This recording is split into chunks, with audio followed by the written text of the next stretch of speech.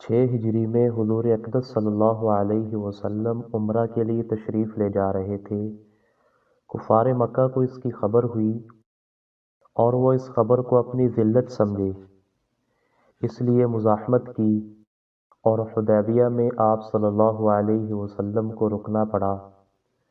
جانثار صحابہ ساتھ تھے جو حضور صلی اللہ علیہ وسلم پر جان قربان کرنا فخر سمجھتے تھے، لڑنے کو تیار ہو گئے، مگر حضور صلی اللہ علیہ وسلم نے مکہ والوں سے لڑنے کا ارادہ نہیں فرمایا اور صلح کی کوشش کی، اور باوجود صحابہ کی لڑائی پر مستعدی اور بہادری کے حضور اکرم صلی اللہ علیہ وسلم نے کفار کی اس قدر رعایت فرمائی کہ ان کی شرط کو قبول فرما لیا۔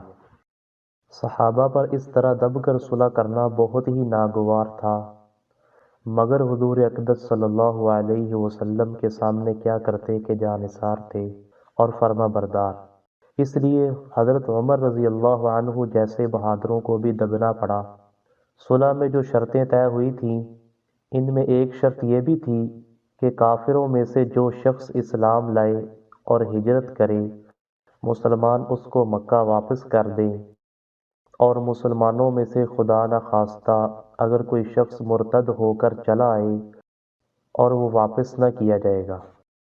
یہ صلح نامہ ابھی تک پورا لکھا بھی نہیں گیا تھا کہ حضرت ابو جندل رضی اللہ عنہ ایک صحابی تھے جو اسلام لانے کی وجہ سے طرح طرح کی تکلیفیں برداشت کر رہے تھے اور زنجیروں میں بندھے ہوئے تھے۔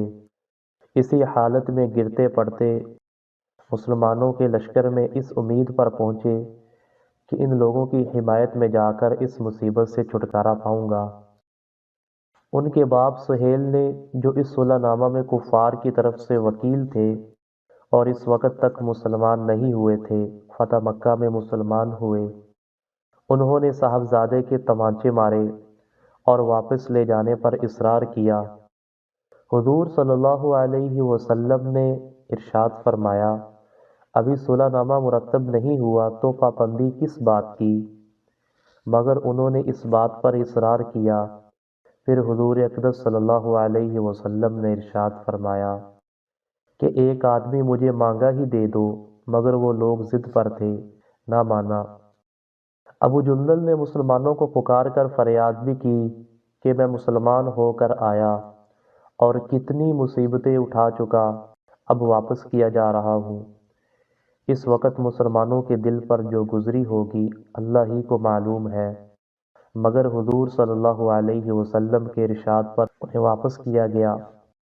حضور صلی اللہ علیہ وسلم نے تسلی فرمائی اور صبر کرنے کا حکم دیا اور فرمایا کہ ان قریب حق تعالی شانہ تمہارے لیے کوئی راستہ نکالیں گے۔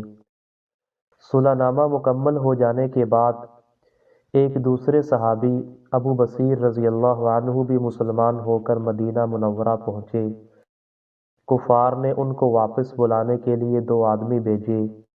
حضور صلی اللہ علیہ وسلم نے حسب وعدہ واپس فرما دیا۔ ابو بصیر نے عرض بھی کیا، یا رسول اللہ صلی اللہ علیہ وسلم، میں مسلمان ہو کر آیا، آپ پھر مجھے کفار کے پنجہ میں بیچتے ہیں۔ آپ صلی اللہ علیہ وسلم نے ان سے بھی صبر کرنے کو ارشاد فرمایا کہ انشاءاللہ عن قریب تمہارے واسطے راستہ کھلے گا۔ یہ صحابی ان دونوں کافروں کے ساتھ واپس ہوئے۔ راستہ میں ان میں سے ایک سے کہنے لگے کہ یار تیری یہ تلوار تو بڑی نفیس معلوم ہوتی ہے۔ شیخی باز آدمی ذرا سی بات میں پھول ہی جاتا ہے۔ وہ نیام سے نکال کر کہنے لگا، ہاں میں نے بہت سے لوگوں پر اس کا تجربہ کیا۔ یہ کہہ کر تلوار ان کے حوالے کر دی۔ انہوں نے اسی پر اس کا تجربہ کیا۔ دوسرا ساتھی یہ دیکھ کر کہ ایک کو تو نمٹا دیا، اب میرا نمبر ہے، بھاگا ہوا مدینہ آیا اور حضور اکرم صلی اللہ علیہ وسلم کی خدمت میں حاضر ہو کر عرض کیا کہ میرا ساتھی مر چکا ہے، اب میرا نمبر ہے۔ اس کے بعد ابو بصیر رضی اللہ عنہ پہنچے اور عرض کیا کہ یا رسول اللہ صلی اللہ علیہ وسلم، آپ اپنا وعدہ پورا فرما چکے کہ مجھے واپس کر دیا اور مجھ سے کوئی عہد ان لوگوں کا نہیں ہے، جس کی ذمہ داری ہو وہ مجھے میرے دین سے ہٹاتے ہیں، اس لیے میں نے یہ کیا۔ حضور صلی اللہ علیہ وسلم نے فرمایا، لڑائی بھڑکانے والا ہے، کاش کوئی اس کا معین اور مددگار ہوتا۔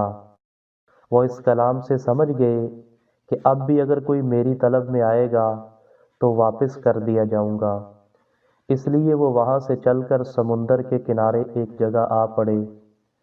مکہ والوں کو اس قصہ کا حال معلوم ہوا تو ابو جندل رضی اللہ عنہ بھی، جن کا قصہ پہلے گزرا، چھپ کر وہیں پہنچ گئے۔ اسی طرح جو شخص مسلمان ہوتا، چند روز میں یہ ایک مختصر سی جماعت ہو گئی۔ جنگل میں جہاں نہ کھانے کا کوئی انتظام، نہ وہاں باغات اور آبادیاں، اس لیے ان لوگوں پر جو گزری ہوگی وہ تو اللہ ہی کو معلوم ہے۔ مگر جن ظالموں کے ظلم سے پریشان ہو کر یہ لوگ بھاگتے تھے، ان کا ناطقہ بند کر دیا۔